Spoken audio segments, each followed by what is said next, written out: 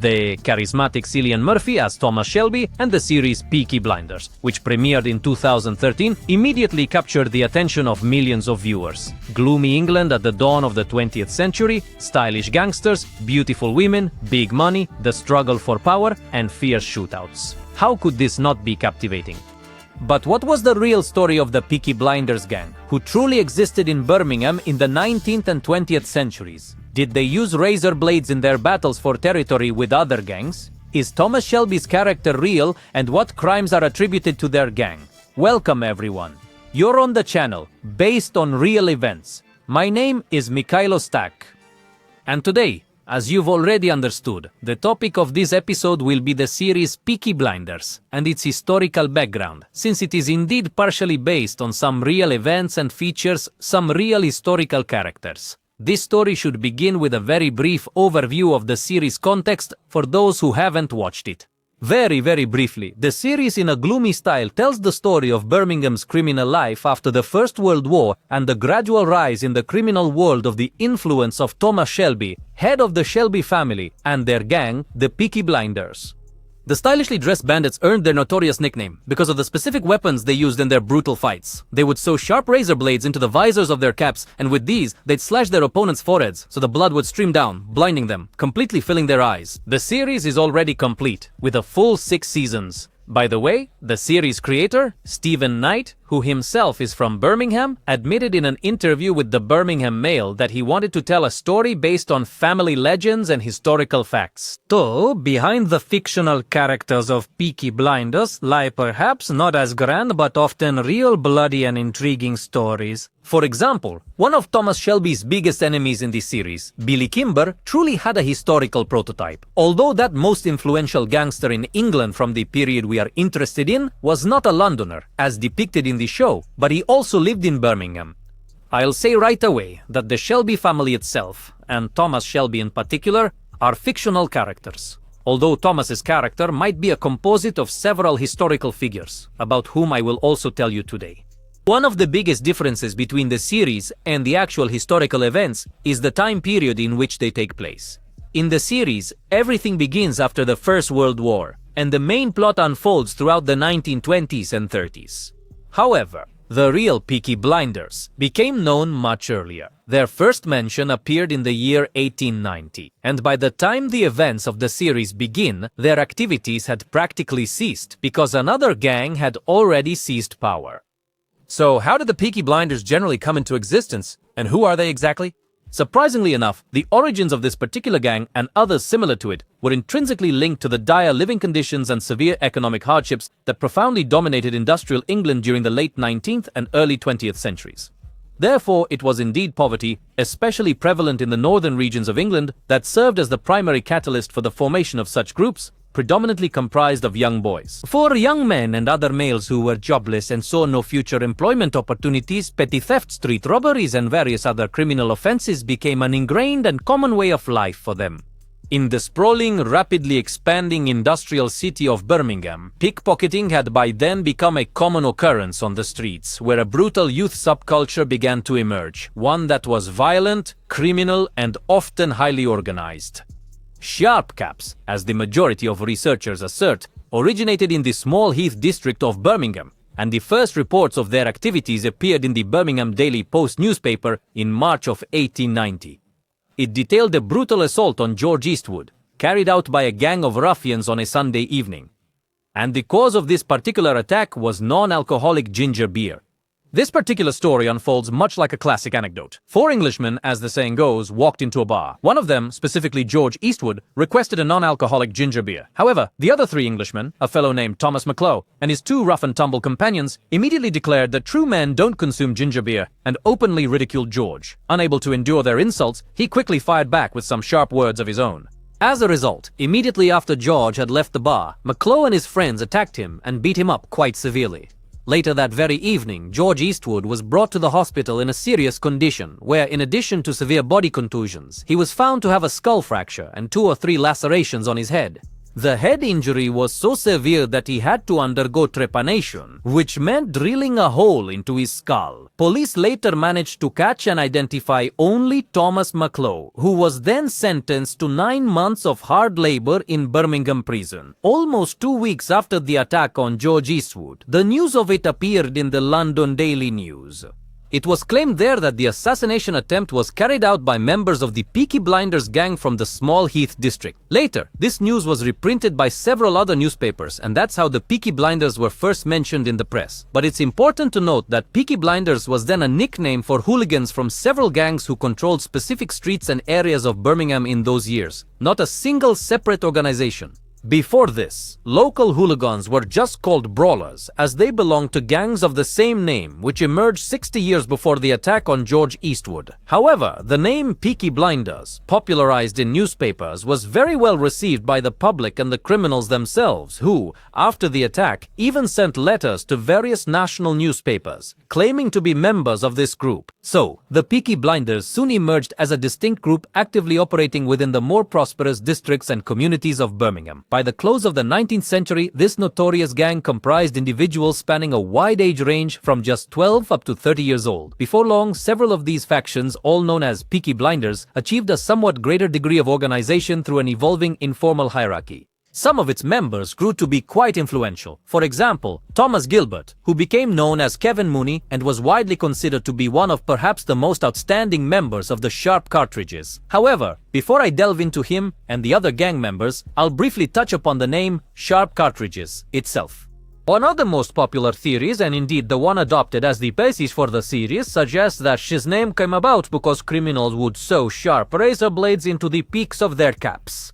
It was said that this was a type of weapon that was quite practical in times when obtaining firearms was very difficult. Back then, everything was decided by knives, sticks, and other piercing cutting objects. However, this theory is just a theory and has absolutely no real confirmation. Such dangerous large blades were indeed occasionally used in fights as bladed weapons, but they were too large to be sewn into caps, so they were simply held by the handle. And these safe razor blades, which were smaller, were invented in America and were not advertised or sold in Britain practically until the very end of the 19th century. But when they started to be sold, their price was exceedingly high. For example, in January of 1896, the Sheffield Daily Telegraph newspaper published an advertisement for 7 Sheffield razors, which were being sold for the sum of 12 shillings and sixpence. At that time, this sum amounted to over half of a common laborer's weekly salary. Such safety razors were considered a luxury item. What's more, the blades for these razors were not disposable. They demanded constant maintenance and frequent sharpening. Meanwhile, more affordable disposable blades for safety razors didn't become widely available until after the First World War. By that time, members of the working class would shave with their own straight razors, or simply visit a barber. And the crucial argument that the real Peaky Blinders did not actually sew blades into their caps is the undeniable fact that in no newspaper article published during those years about the Peaky Blinders and street brawlers is such a method of using weapons ever mentioned. A more realistic version, however, concerns the outward appearance of the criminals, which was based on the Manchester style prevalent among the gangsters from the north of England in those years. This included polished boots, neat cotton or tweed trousers, always a shirt with a tie or a bow tie, and a jacket or waistcoat worn over it. A kind of classic style.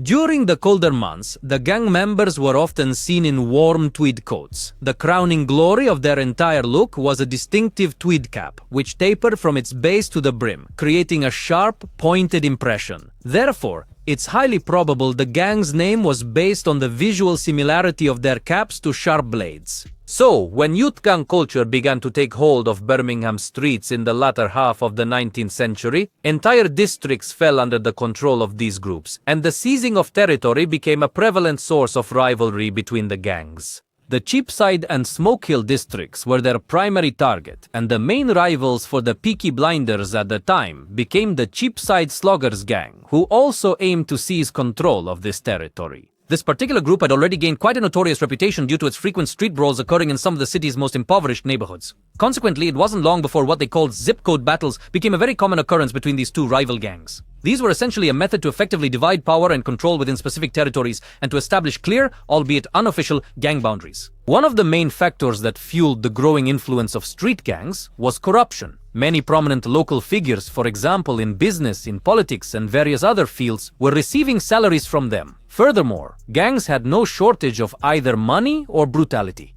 One such instance occurred in the year 1898, when a constable was tragically killed during a street brawl. This was Officer George Snipe, who had been patrolling the very heart of Birmingham alongside his colleague. While on patrol, these law enforcement officers encountered a group of 6 or 7 gang members, who had been drinking heavily throughout the entire day and engaging in fights all evening long. Officer Snipe took into custody a 23-year-old man named William Coleraine for using offensive language, but the arrested man's companions swiftly rushed to his assistance. Consequently, during the violent confrontation that then erupted, one of the young men hurled a brick at Snipe's head with such tremendous force that it fractured his skull in 2 separate places. The constable died the following morning. His killer was found guilty of involuntary manslaughter and was sentenced to life imprisonment, a fate which, according to the Birmingham Daily Post newspaper, should have served as a stark warning to every troublemaker in Birmingham. However, it did not, as the man's arrest didn't particularly affect the activities of the gangs. Of course, there were other attempts to control criminal activity. For example, by appointing an Irish police constable in Birmingham in 1899 to improve law and order in the region. However, this attempt proved short-lived and ill-conceived, given the widespread culture of corruption within the police force itself. Knowing that silence could be bought with bribes, the Peaky Blinders carried on their business relatively unimpeded, while police effectiveness sharply declined. Violence and bribery enabled the Peaky Blinders to achieve considerable control in their region. One of the gang's distinguishing features was their signature style of dress, which I mentioned earlier. This unique style proved to be very effective in many different ways. Firstly, it truly grabbed people's attention and made them stand out from all the other gangsters. Secondly, their attire clearly demonstrated immense power, significant wealth, and extravagant luxury, which were completely unattainable for everyone else around them.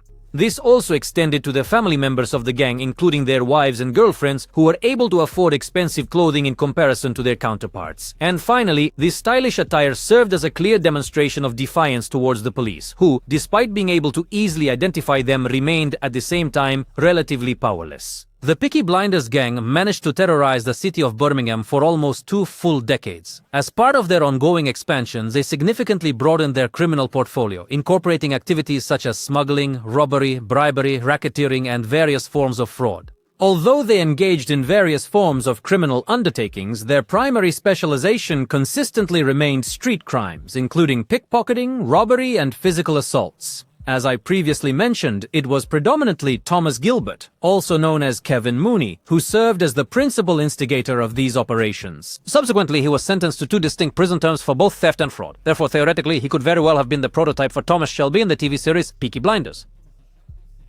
Social. Thomas McClough is also considered one of the founding members of the Peaky Blinders. He was, in fact, the one who carried out the assault on George Eastwood, an incident I previously mentioned to you. Over the course of many years, McClough was frequently in and out of prison. For instance, on one occasion, he served 6 months for maliciously wounding George Groom, who was also believed to be a member of the Peaky Blinders. Harry Fowles, Ernest Bales, and Stephen McNichol, who were also members of the gang, were arrested at approximately the same time in 1904.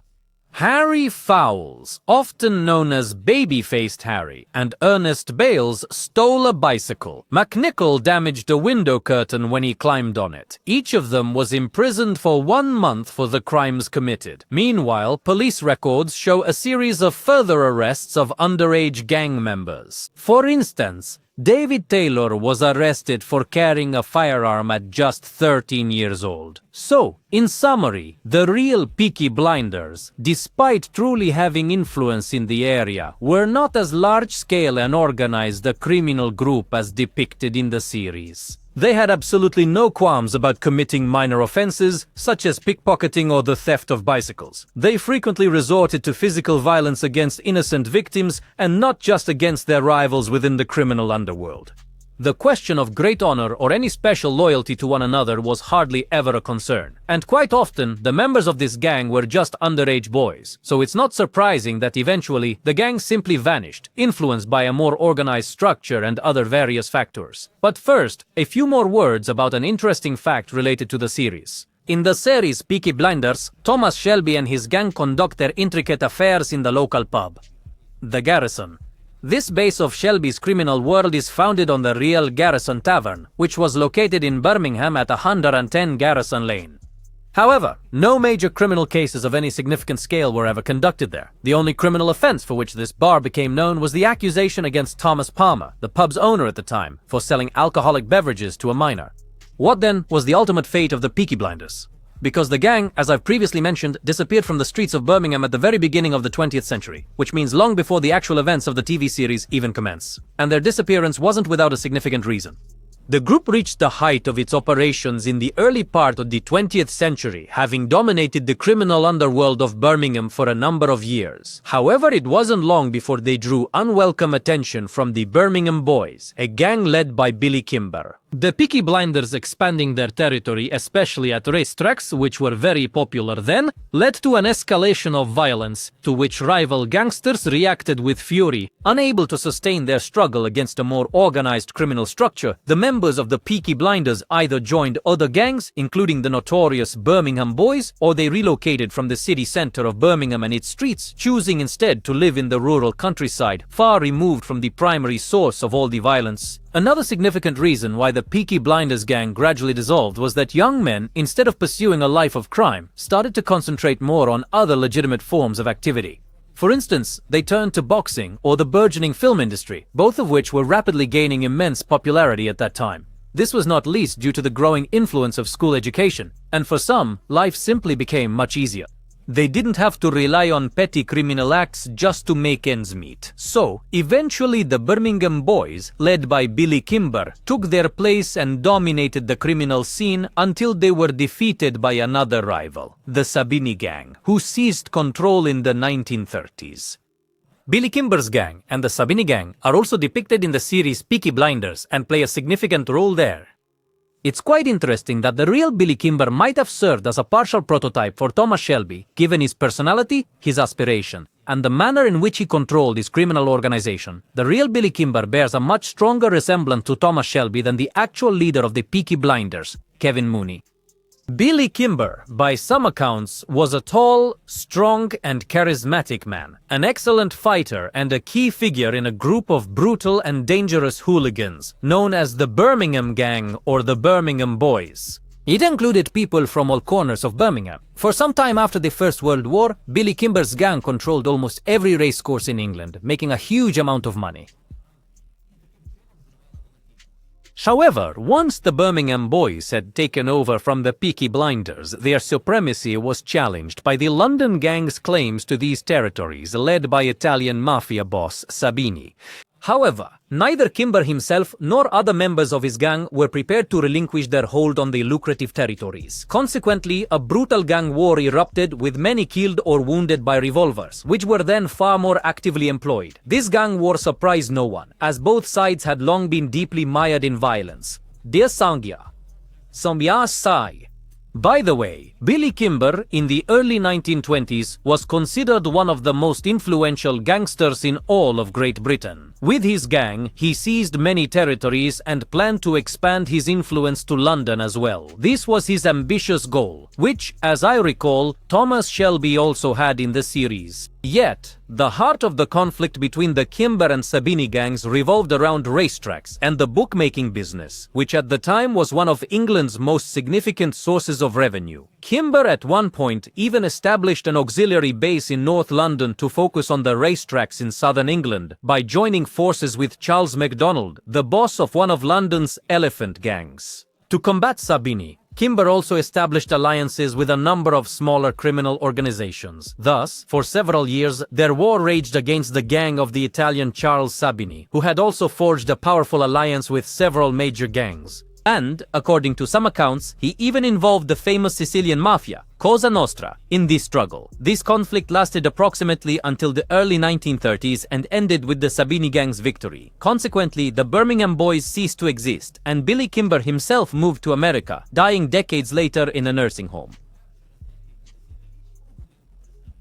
However, in the series, Billy Kimber met a far more tragic fate. He was ultimately killed by Thomas Shelby. What's interesting though, is that despite the Peaky Blinders gang having long since disbanded by that point, this very name was frequently used in both the press and official police reports to refer to all other Birmingham street gangs, because most of them continued to wear the flat cap as their primary headwear, which had become incredibly popular during those years. So the name Peaky Blinders outlived its owners by over 100 years, gaining new popularity with the TV series. Despite the fact that the series has quite a lot of historical characters, for example, like Winston Churchill, the former Prime Minister of Great Britain, or Oswald Mosley, the founder of the British Union of Fascists, at whose wedding Adolf Hitler was present, and despite the fact that some plot lines echo real events, still 6 seasons of Peaky Blinders, they are wavering between rewritten history and alternative reality. While the actual Peaky Blinders were indeed a dangerous gang that terrorized the streets of Birmingham, they never aimed to extend their influence across the entire country, unlike the Shelby family. And from what is known, the real Peaky Blinders never even came close to earning money on the scale depicted in the show. Some members of the real gang could have been 12 or 13 years old, and they were mostly driven by the desire to be street kings, steal bikes, beat rivals, and the urge to get into the next newspaper, not to become the next leader of some limited liability company, with political ambitions and a drive to overcome existing criminal forces. But who knows? Perhaps that's precisely what would have occurred with the original Caps, if they hadn't been pushed out in their era by the Birmingham boys, who were subsequently displaced by the Sabini gang.